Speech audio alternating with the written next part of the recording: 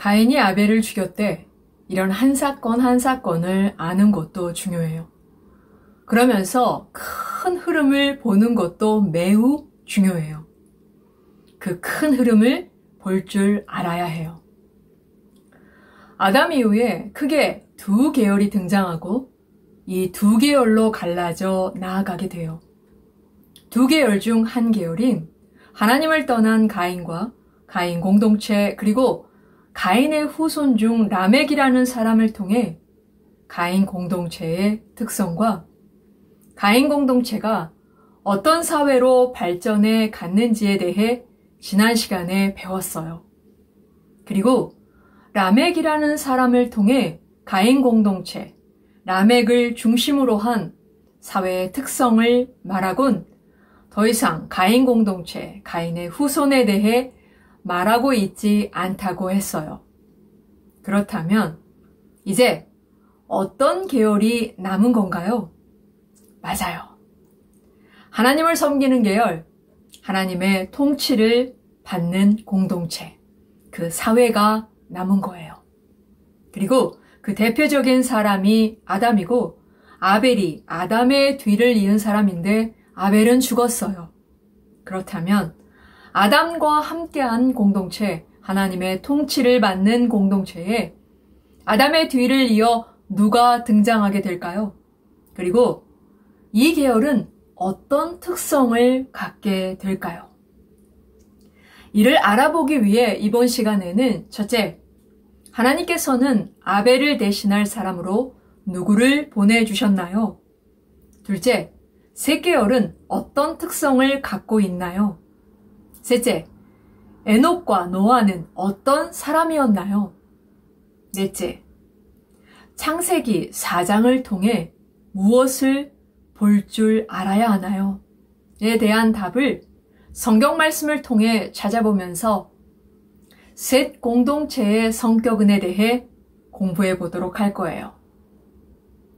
하나님과의 관계의 회복을 구하며 하나님이 기뻐하시는 제사를 믿음으로 드렸던 아벨은 가인에게 억울한 죽음을 당했어요. 이렇게 아벨은 죽었어요. 지난 시간에 가인을 따르던 사람들이 있었다고 한 것처럼 아벨과 같은 성격을 가진 경건한 사람들도 있었을 거예요. 그런데 아벨의 죽음으로 아담을 이어 이들을 이끌 리더가 없어진 거예요. 이에 하나님께서는 아벨을 대신해서 아벨과 함께한 사람들, 이 공동체를 이끌 지도자, 그 리더를 보내주셨어요. 과연 하나님께서는 아벨을 대신할 사람으로 누구를 보내주셨을까요? 창세기 4장 25절, 아담이 다시 자기 아내와 동침하매 그가 아들을 낳아 그의 이름을 셋이라 하였으니 이는 하나님이 내게 가인이 죽인 아벨 대신 다른 씨를 주셨다 함이며 라고 하나님께서는 아벨을 대신해서 아담의 뒤를 이어 아벨의 역할을 이어갈 사람으로 셋을 보내주셨어요. 이제부터는 셋이 아벨처럼 하나님의 말씀을 적극적으로 배우고 믿고 순종했던 사람들, 아벨과 같은 성격을 지닌 사람들을 이끌게 된 거예요. 그들이 바로 창세기 4장 26절, 그때의 사람들이라고 셋과 함께한 공동체, 셋과 그 성격을 같이 한 사람들, 이 사람들이 경건한 하나님의 백성들의 계열이에요. 창세기 4장 26절, 셋도 아들을 낳고 그의 이름을 에노스라 하였으며 그때의 사람들이 비로소 여호와의 이름을 불렀더라 라고 하나님은 아벨 대신 셋을 주셨고 셋의 자녀들과 26절, 그때의 사람들, 곧 아벨의 성격을 지닌 이 생 공동체는 모여서 무엇을 했을까요? 이 셋 계열은 어떤 특성을 갖고 있었을까요? 이들이 모여서 무엇을 했느냐 하면 26절, 그때의 사람들이 비로소 여호와의 이름을 불렀더라 라고 하나님의 이름을 부르기 시작했어요. 단순히 여호와 여호와라고 이름을 부른 것을 말하기보다는 하나님을 찾고 구하고 기도하며 의지하고 살아가는 경건한 하나님의 백성의 한 공동체가 만들어졌다라는 말이에요. 이 말은 셋 공동체의 성격을 대표하는 말이에요.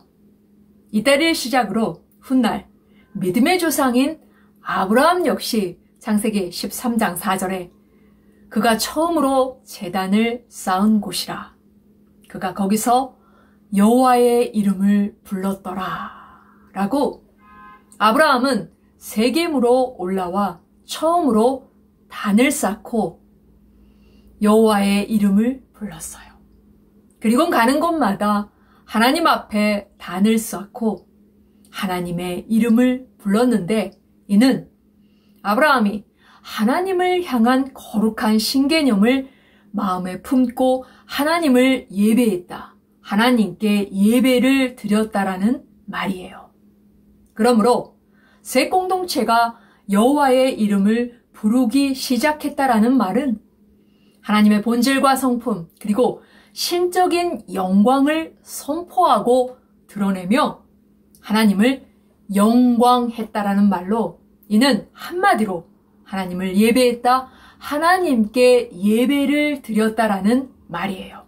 이처럼 아담 다음으로 아벨을 대신한 셋 공동체의 성격, 셋 계열의 특성은 여호와의 이름을 부르는 예배 공동체였던 거예요. 창세기 4장 26절 셋 공동체의 특성을 말한 후 창세기 5장을 보면 5장 1절 이것은 아담의 계보를 적은 책이니라 라고 5장 시작부터 아담의 계보가 나오고 4절 아담은 셋을 낳은 후 800년을 지내며 자녀들을 낳았으며 라고 아담 다음으로 아벨이 등장하지 않고 대신 셋이 등장하면서 셋의 후손들이 쭉 나오다가 에녹이 나오는데 과연 에녹은 어떤 사람이었을까요?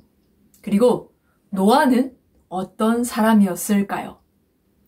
창세기 5장 24절 에녹이 하나님과 동행하더니 하나님이 그를 데려가심으로 세상에 있지 아니하였더라 라고 에녹이 무엇을 했는지 말하고 있는데 4장에서 라멕에 대해 자세히 말한 것과는 대조적으로 에녹에 대해서는 딱 한마디 하나님과 동행하더니 라고 에녹은 어떤 사람이다? 에녹은 하나님과 동행한 사람이다 라고 했어요. 이 말은 하나님과 함께 늘 어디를 걸어갔다라는 말이에요.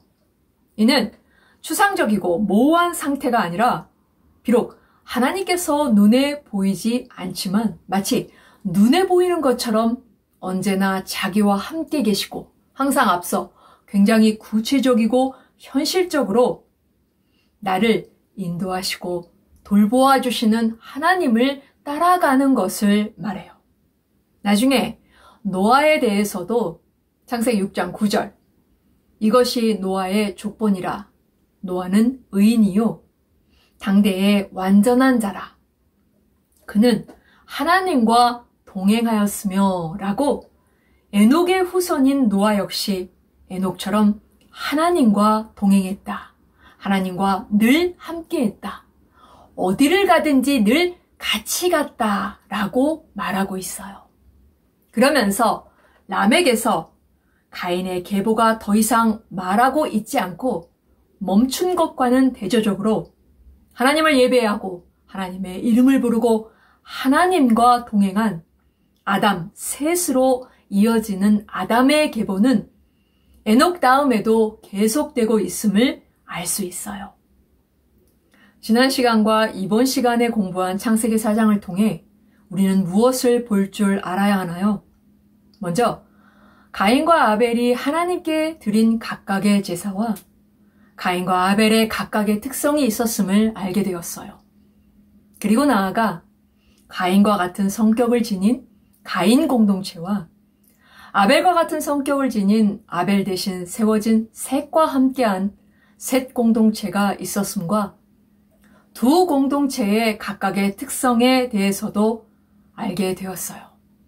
또한 가인의 후손들 중 라멕이라는 사람을 통해 가인 공동체의 특성을 이어가고 있었을 뿐만 아니라 더욱 잔인해지고 더욱더 철저히 자신만을 의지하는 특성을 가진 사회로 발전해 갔다라는 사실과 셋의 후손 중 에녹을 통해 셋 공동체의 특성을 이어가며 하나님과 동행했다라는 사실도 알게 되었어요. 결국 창세기 4장에서는 하나님을 떠난 가인의 계열과 하나님을 예배하는 셋 계열로 갈라진 이 두 계열을 소개하며 두 계열의 명확한 특성에 대해서 말하면서 이렇게 분명한 특성을 가진 두 계열을 통해 역사가 앞으로 진행될 것을 암시하고 있는 거예요. 우리는 이 두 계열의 흐름을 볼 줄 알아야 해요.